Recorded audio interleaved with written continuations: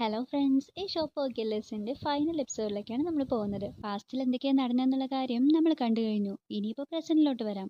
ജിയാനെ കൊല്ലാൻ വേണ്ടിയിട്ട് ബാബിലോണിലെ ബാക്കിയുള്ളവർ കൂടെ എത്തിയിരിക്കുകയാണ്. ബെയിലിന്റെ കൂടെ എപ്പോഴും ഉണ്ടാകുന്ന ആ രണ്ട് ട്വിൻസ് ഉണ്ടല്ലോ, അവരും ഇപ്പൊ ജിയാന്റെ വീടിനടുത്തേക്ക് എത്തിയിരിക്കുകയാണ്.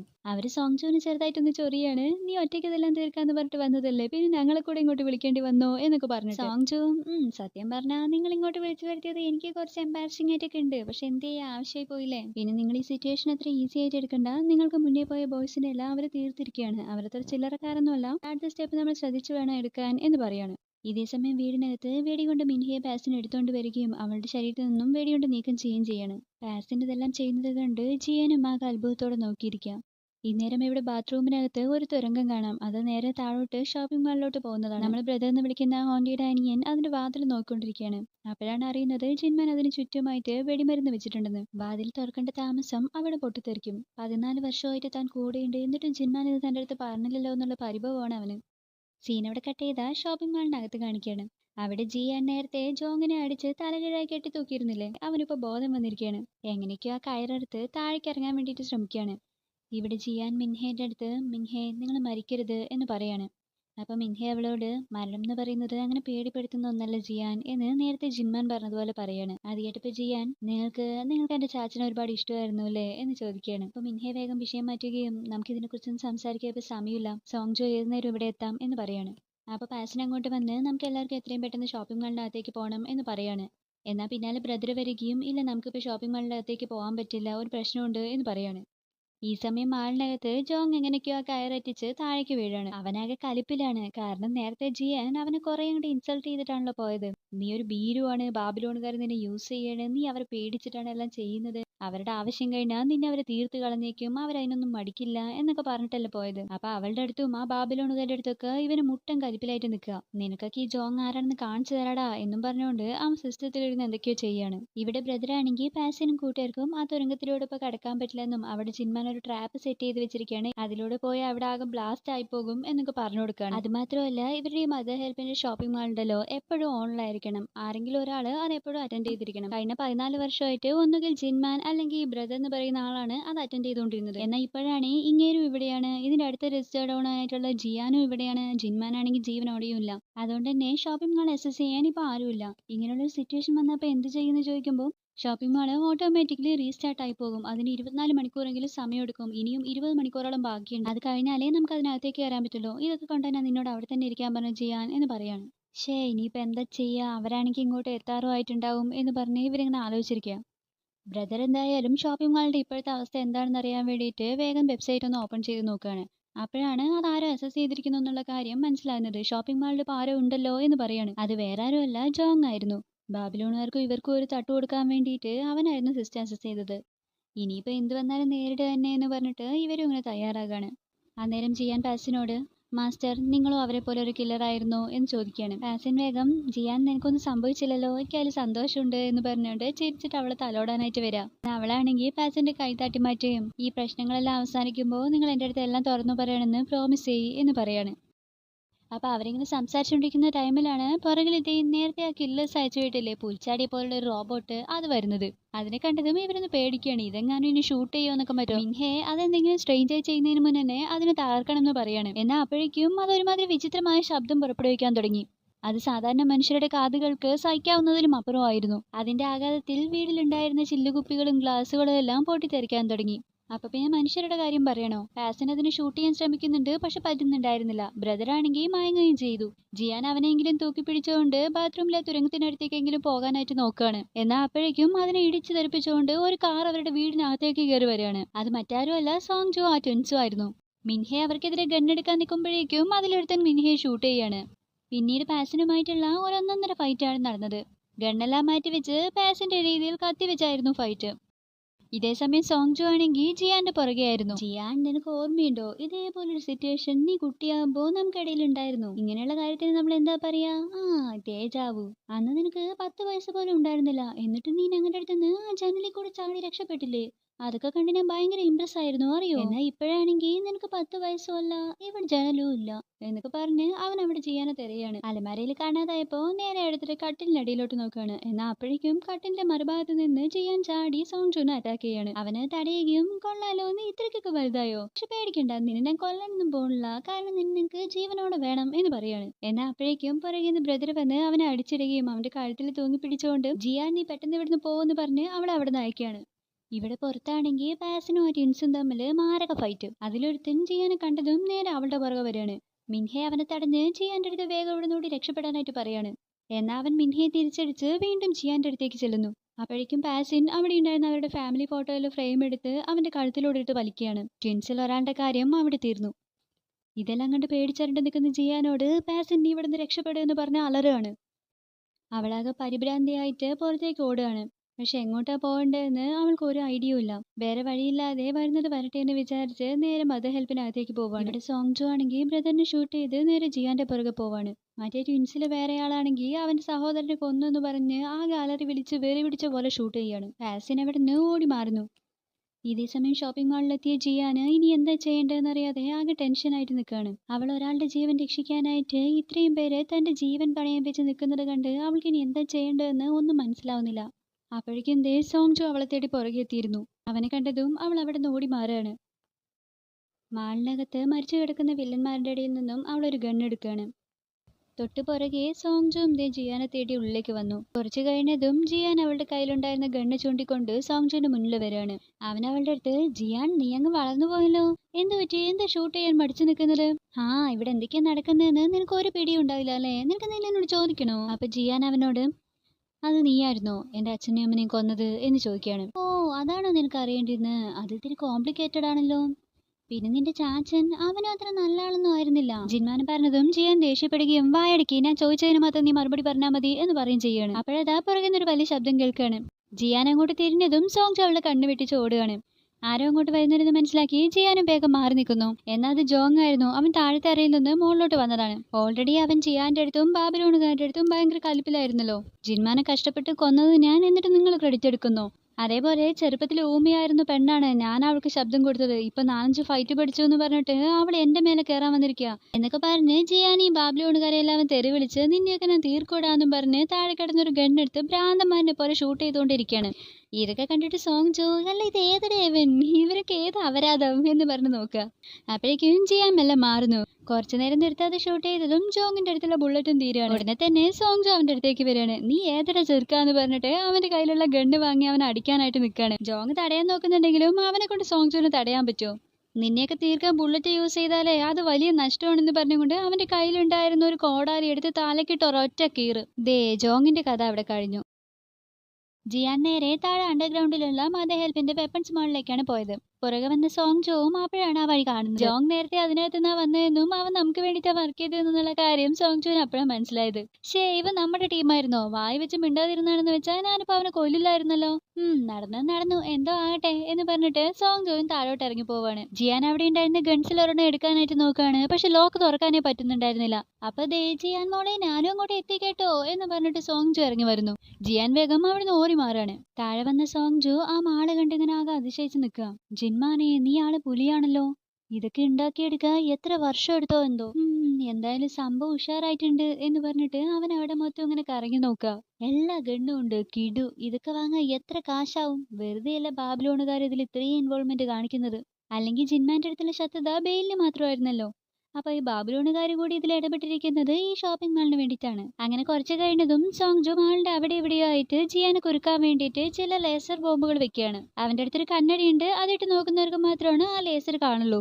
ജിയാൻ ഇതൊന്നും അറിയാതെ ഒരു വശത്ത് ഒളിച്ചിരിക്കുകയാണ്.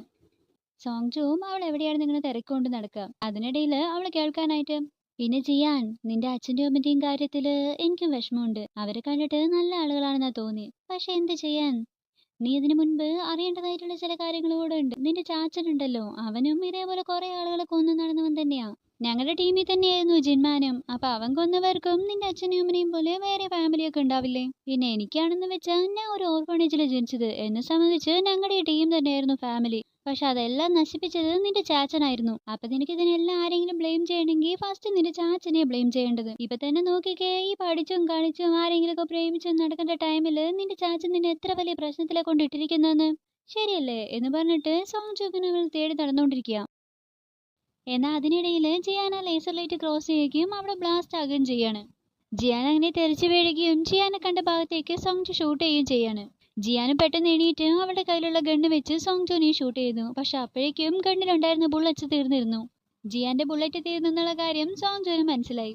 അപ്പോഴാണ് അവിടെ പൊട്ടിത്തെറിച്ചപ്പോൾ ആ ഗ്രില്ലിനകത്തുണ്ടായിരുന്ന ഒരു ഗണ്ണ് താഴെ വീണത് ജിയാൻ ശ്രദ്ധിക്കുന്നത്. അവള് വേഗം അതെടുത്തിട്ട് അവിടുന്ന് പോവാണ്. ഈ സമയം പുറത്ത് മറ്റേ ട്വിൻസിലെ വേറെയാള് പാസിന്റെ അടുത്തുള്ള ഫൈറ്റിനിടയിൽ ബാത്റൂമിനകത്തെ ആ തുരങ്കം കാണാണ്. അതിനു ചുറ്റും വെടിമരുന്നുള്ള കാര്യം അറിയാതെ അവൻ ആ വാതിൽ തുറക്കാനായിട്ട് നോക്കുകയാണ്. തന്റെ അനിയനെ കൊന്നതിന് പാസിനോട് മറ്റുള്ള ദേഷ്യം കാരണം അവൻ ആ വാതില് ആന ചവിട്ടാണ്. വാതിൽ തുറന്നതും അതിനകത്ത് സെറ്റ് ചെയ്തിരുന്ന ബോംബ് പൊട്ടുകയും അവനതിൽ വെന്ത് മരിക്കുകയും ചെയ്യുന്നു.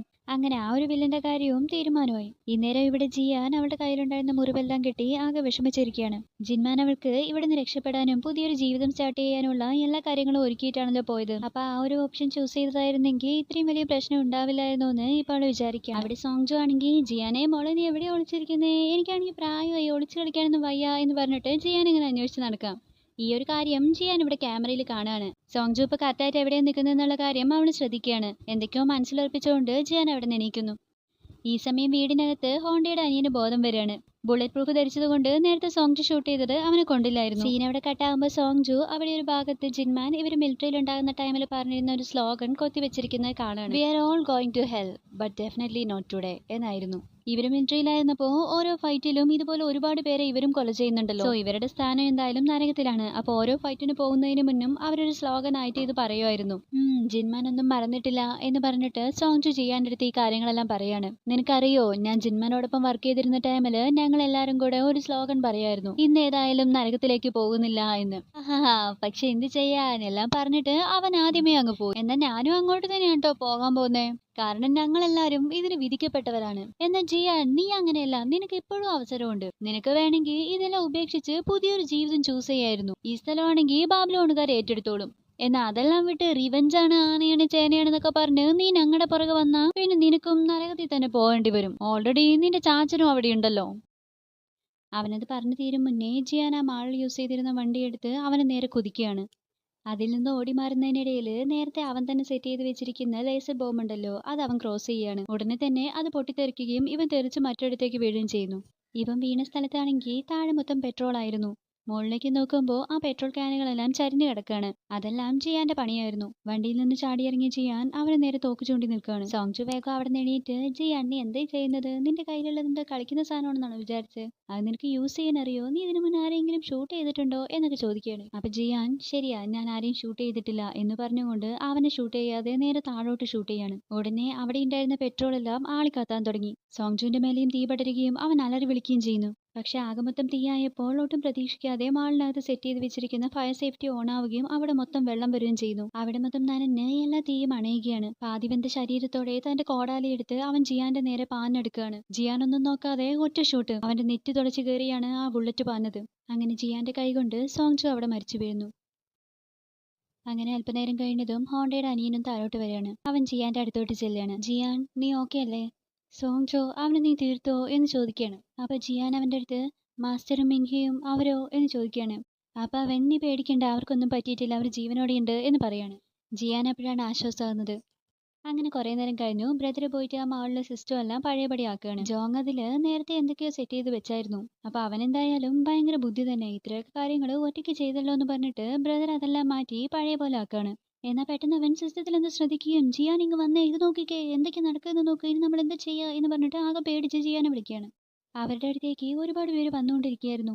അതിൽ ബാബിലോണുകാരും ഉണ്ടായിരുന്നു. എന്നാൽ അവർ മാത്രമല്ല, ജിൻമാനോടൊപ്പം നേരത്തെ ബിസിനസ് ചെയ്തുകൊണ്ടിരുന്ന, അതായത് ജിൻമാന്റെ അടുത്ത് ആയുധങ്ങൾ വാങ്ങിച്ചുകൊണ്ടിരുന്ന വേറെയും ഒരുപാട് ടീം അംഗങ്ങൾ അങ്ങോട്ട് വന്നുകൊണ്ടിരിക്കുകയാണ്. ജിയാൻ, പാസിൻ, മിൻഹെ ഇവരെല്ലാവരുമായിരുന്നു അവരുടെ ലക്ഷ്യം. അവരെ കൊന്ന് ഈ മദർ ഹെൽപ്പിന്റെ ഷോപ്പിംഗ് മാൾ പിടിച്ചെടുക്കാനാണ് ഇവരെല്ലാവരും വന്നുകൊണ്ടിരിക്കുന്നത്. അകത്ത് പാസിനും ഈ കാര്യങ്ങൾ മനസ്സിലായി കഴിഞ്ഞിരുന്നു. മിൻഹെ അവന്റെ അടുത്ത് ജിയാൻ ഓക്കെ അല്ല, അവർക്കൊന്നും പറ്റിയില്ലല്ലോ എന്ന് ചോദിക്കുമ്പോൾ അവൾക്കൊന്നും പറ്റിയിട്ടില്ല, അവൾ സേഫാണ്, അതുകൊണ്ടായിരിക്കണം അവർ വീണ്ടും ഇത്രയധികം പേരെ അയച്ചിട്ടുണ്ടാകുന്നത് എന്ന് പറയാണ്. വീണ്ടും എന്തിനും റെഡിയായിക്കൊണ്ട് പാസിനും മിൻഹയും തയ്യാറാവാണ്. അകത്ത് ബ്രദർ ജിയാന്റെ അടുത്ത് ഇനി നീ എന്താ ചെയ്യാൻ പോണേ എന്ന് ചോദിക്കുകയാണ്. എന്ന് ഞാനോ, നീ എൻ്റെ അടുത്താണ് ചോദിക്കുന്നത് എന്ന് ചോദിക്കുമ്പോൾ ആ പിന്നല്ലാതെ നീയല്ലേ ഇതിന്റെ ഓണർ, ഇനി എന്താ തീരുമാനം എടുക്കേണ്ടതെന്ന് നീയല്ലേ പറയേണ്ടത് എന്ന് പറയാണ്. ജിയാനാകെ ടെൻഷൻ ആവാണ്. അവളൊരു മിനിറ്റ് ആലോചിക്കും. നീ ഇങ്ങ് വന്നേന്ന് പറഞ്ഞ് അവന്റെ കൈ പിടിച്ചോണ്ട് പോവും. അവിടെ ആ ഗൺസും ആയുധങ്ങളൊക്കെ വെച്ചിരിക്കുന്ന ആ അറ ഓപ്പൺ ചെയ്യാനായിട്ട് പറയും ചെയ്യാണ്. അതിനുശേഷം അതിനകത്തുനിന്ന് ഒരു വലിയ കോടാലി എടുത്ത് താഴെ കിടക്കുന്ന സോങ്ജുവിന്റെ ശരീരത്തിൽ ആഞ്ഞൊരു വെട്ട്. സീൻ അവിടെ കട്ടാവുകയും അങ്ങനെ ഈ മാളിന് പുറത്ത് കാണിക്കുകയും ചെയ്യാണ്. കുറേയധികം കില്ലേഴ്സ് അകത്തേക്ക് വന്നുകൊണ്ടിരിക്കുകയാണ്. താഴെ മൊത്തം കുറെ പേര് മരിച്ചു കിടക്കുന്നത് കണ്ട് ഇവിടെ ആകെ മെസ്സി ആയിട്ടുണ്ടല്ലോ, ശരിക്കും ജിൻമാന്റെ നീസ് അവൾ ഇവിടെ തന്നെ ഉണ്ടാകോ എന്ന് ചോദിക്കുകയാണ്. അപ്പൊ വേറൊരാള് ഇനിയിപ്പോ അവളില്ലെങ്കിലും ഇവിടെയുള്ള ആയുധങ്ങളൊക്കെ നമുക്ക് ശേഖരിക്കാലോ, എങ്ങനെയാണെങ്കിലും ജാക്ക് പോട്ട് അല്ലേ എന്ന് പറയാണ്. പെട്ടെന്ന് അവരുടെ മുന്നിലേക്ക് ബ്രദർ ഡോൺ ഷൂട്ട് മീ എന്നൊക്കെ ബോർഡ് വെച്ച് കയ്യിൽ ബോംബൊക്കെ സെറ്റ് ചെയ്തിട്ട് ഒരു മെസ്സഞ്ചറായിട്ട് അവരുടെ മുന്നിലേക്ക് വരികയാണ്. അപ്പൊ തന്നെ ജിയാൻ മൈക്കിൽ ഇവരോടെല്ലാം സംസാരിക്കുകയാണ്. ഇവിടെ എത്തിയ ഷോപ്പേഴ്സിന് എല്ലാവർക്കും എന്റെ നമസ്കാരം. ഞാനാണ് മദർ ഹെൽപ്പിന്റെ പുതിയ ഓണർ ജോങ് ജിൻമാന്റെ നീസ് ജോങ് ജിയാൻ. എനിക്ക് നിങ്ങളെല്ലാവരോടും ഒരു കാര്യം സംസാരിക്കാനുണ്ട്. എന്നാൽ അതിനു മുന്നായിട്ട് ഇവിടെ ഇത്രയും ദൂരം എത്തിച്ചേർന്ന് നിങ്ങളെല്ലാ ഷോപ്പേഴ്സിനുമായിട്ട് ഞാനൊരു ഗിഫ്റ്റ് തന്നുകൊണ്ട് തുടങ്ങാം. ജിയാൻ അത് പറഞ്ഞതും ബ്രദർ അവൻ കൊണ്ടുവന്ന സെഞ്ചി താഴോട്ട് കൊടയെ അതിനകത്ത് സോങ് ജോന്റെ തലയായിരുന്നു. അത് കണ്ടതും അവിടെ വന്ന ഷോപ്പേഴ്സ് എല്ലാം ഒന്ന് ഞെട്ടുകയാണ്. ഇത് ലീ സോങ് ജോ അല്ലേ എന്ന് പറഞ്ഞ് അവർ അങ്ങോട്ടും ഇങ്ങോട്ടും പിറുപിറുക്കാൻ തുടങ്ങി. അപ്പൊ ജിയാൻ മൈക്കില് അതെ, നിങ്ങൾ പറഞ്ഞത് ശരിയാണ്, ഇത് ലീ സോങ് ജോ തന്നെയാണ്. അവനെ ഞാൻ കൊന്നിട്ട് അധിക സമയം ആയില്ല. അപ്പൊ ശരി, ഇനി നിങ്ങളുടെ അടുത്ത് നിങ്ങളിപ്പോ കറക്റ്റായിട്ട് 6 പേര് വെയർ ഹൗസിലുണ്ട്, 6 പേര് ലിവിംഗ് റൂമിലും വേറെ 6 പേര് ഗാർഡനിലും, അങ്ങനെ 18 റെഡ് കോഡിലുള്ളവരുണ്ട്. നിങ്ങളെല്ലാവർക്കും കൂടെ ഞാനൊരു ഓഫർ തരികയാണ്. ഇപ്പൊ നിങ്ങൾ ഇവിടുന്ന് മിണ്ടാതെ പോവുകയാണെങ്കിൽ നിങ്ങൾ ആർക്കും ഒന്നും തന്നെ സംഭവിക്കില്ല. നിങ്ങൾക്കുള്ള കോഡുകളെല്ലാം ഇതുപോലെ തന്നെ തുടരും. പിന്നെ ബാബിലോണുകാര് അവർ നിങ്ങൾക്ക് ഓഫർ ചെയ്ത $4000 മില്യൺ അത് ടാക്സ് അടയ്ക്കേണ്ടാത്ത രീതിയിൽ കറക്റ്റായി ഡിവൈഡ് ചെയ്ത് നിങ്ങൾ ഓരോരുത്തരുടെയും കൈകളിൽ എത്തിച്ചേരും. പിന്നെ ഇനി അങ്ങോട്ട് ജിൻമാന്റെ അടുത്ത് നിങ്ങൾ എങ്ങനെയാണോ ബിസിനസ് ചെയ്തത് അതുപോലെ തന്നെ നിങ്ങൾക്ക് എന്നോടൊപ്പം ബിസിനസ് തുടരാവുന്നതാണ്. എന്റെ അങ്കിൾ തന്നതിനേക്കാളും ബെറ്റർ ആയിട്ടുള്ള പ്രൈസിൽ ഞാൻ നിങ്ങൾക്ക് സാധനം തരും. കൂടാതെ ഇടയ്ക്കിടെയൊക്കെ നിങ്ങൾക്ക് ഡിസ്കൗണ്ട് ഞാൻ ഉറപ്പ് നൽകുന്നു. പിന്നെ ഞാൻ ഈ പറഞ്ഞതൊന്നും മുഖവിലക്കെടുക്കാതെ ഈ സ്ഥലം ടേക്ക് ഓവർ ചെയ്യണമെന്ന് പറഞ്ഞ് ഇവിടെ അറ്റാക്ക് ചെയ്യാനാണ് നിങ്ങൾ വിചാരിക്കുന്നതെങ്കിൽ നിങ്ങൾ ഓരോരുത്തരും ഇവിടെ ഇപ്പൊ ഇല്ലാതാവും. നിങ്ങൾക്ക് ചൂസ് ചെയ്യാൻ ഞാൻ സമയം തരാം എന്ന് പറഞ്ഞ് അവള് 3 വരെ കൗണ്ട് ചെയ്യാണ്. 1 2 3. അവൾ എണ്ണി തീർത്തതും ഇനി എന്താ നടക്കാന്ന് വിചാരിച്ച് എല്ലാവരും ചെറുതായിട്ടൊന്ന് പേടിക്കാണ്. അപ്പൊ ആ കൂട്ടത്തിലൊരാള് നിങ്ങളൊന്ന് ആലോചിച്ച് നോക്കിയേ, ഈ ഒരു പ്ലേസ് ഇല്ലാന്ന് പറഞ്ഞു വെച്ചാൽ അത് കുറച്ച് കഷ്ടം തന്നെയല്ലേ. പിന്നെ അവള് നമുക്ക് ടാക്സ് ഫ്രീ ആയിട്ട് സാധനം എത്തിക്കാന്നല്ല പറയുന്നത്. ഇതുകൊണ്ടിപ്പോ ബാബിലോണുകാർക്ക് മാത്രമല്ലേ നേട്ടമുള്ളത്, നമ്മൾ എന്തിനു ചുമ്മാ പ്രശ്നത്തിൽ പെടുന്നേ. അവൻ പറഞ്ഞത് ബാക്കിയുള്ളവർക്കും കൺവിൻസ് ആകാണ്. ഇവളെന്തായാലും ജിൻമാന്റെ നീസ് തന്നെ എന്ന് പറഞ്ഞ് അവിടുന്ന് തിരിച്ചു പോവാണ്. ജിയാൻ ആള് കൊള്ളാല്ലേ, നമുക്ക് എന്തായാലും ഇൻകം ഡിഡക്ഷൻ ഒന്നും ഉണ്ടാവില്ലല്ലോ എന്ന് പറഞ്ഞിട്ട് അവരെല്ലാരും സ്ഥലം കാലിയാക്കി. അവരങ്ങോട്ട് കടന്നപ്പോഴാണ് ഇവിടെ ജിയാനും പാസിനും ബ്രദറിനും ഒക്കെ ആശ്വാസമാകുന്നത്. പക്ഷെ അപ്പോഴേക്കും മിൻഹയുടെ അവസ്ഥ കുറച്ച് മോശമായിട്ടുണ്ടായിരുന്നു. അവിടെ കട്ട് ചെയ്ത താഴെ മാള് കാണിക്കാണ്. ബ്രദർ അങ്ങോട്ട് വരികയും എല്ലാവരും തിരിച്ചു പോയെന്ന് പറഞ്ഞ് ഇനി ഇതുപോലുള്ള കാര്യങ്ങൾക്കൊന്നും എന്നെ അയക്കരുത് കേട്ടോ എന്ന് പറഞ്ഞിട്ട് താഴെ അങ്ങനെ കിടക്കുകയാണ്. ജിയാനപ്പ അവന്റെ അടുത്ത് എനിക്ക് മുകളിലേക്ക് പോകണം എന്ന് പറഞ്ഞ് അവിടെ ഉണ്ടായിരുന്ന ഒരു ഗണ്ണും എടുത്ത് മുകളിലേക്ക് ചെല്ലാണ്. വലിയൊരു കൊടുങ്കാറ്റിന് ശേഷമുള്ള ശാന്തത അതായിരുന്നു അവിടം. വീട് മൊത്തം പൊട്ടി തകർന്ന് എവിടെ നോക്കിയാലും ശവശരീരങ്ങൾ മാത്രം. അവൾ അതിനിടയിലൂടെ നടന്നു ചെല്ലുകയാണ്. പാസിനും മിൻഹയും അവിടെ ഉണ്ടായിരുന്നില്ല. അവർ മിക്കവാറും ആശുപത്രി ചെന്നിരിക്കണം. അവള് മാസ്റ്ററിനെ വിളിച്ച് അവരവിടെ തിരയുകയായിരുന്നു. പിന്നീട് പുറത്തു വരികയും എല്ലായിടത്തും നോക്കി ഇന്ന് എന്തൊക്കെയാ സംഭവിച്ചതെന്ന് ആലോചിച്ച് ഒരുപാട് വിഷമിക്കുകയും ചെയ്യാണ്. ആകമൊത്തം അവള് ബ്ലാങ്ക് ആയിരുന്നു. ഒരൊറ്റ ദിവസം കൊണ്ട് അവൾക്ക് എല്ലാം നഷ്ടമായി. അവളുടെ ചാച്ചനും എല്ലാം. ജീവിതം തന്നെ തലകീഴായി മറിഞ്ഞിരിക്കുകയാണ്. എല്ലാം ഓർത്ത് അവള് പൊട്ടിക്കരയാൻ തുടങ്ങി. അപ്പോഴാണ് പെട്ടെന്ന് അവിടേക്ക് ഒരു വണ്ടി കൂടെ വരുന്നത്. അതൊരു ബസ്സായിരുന്നു.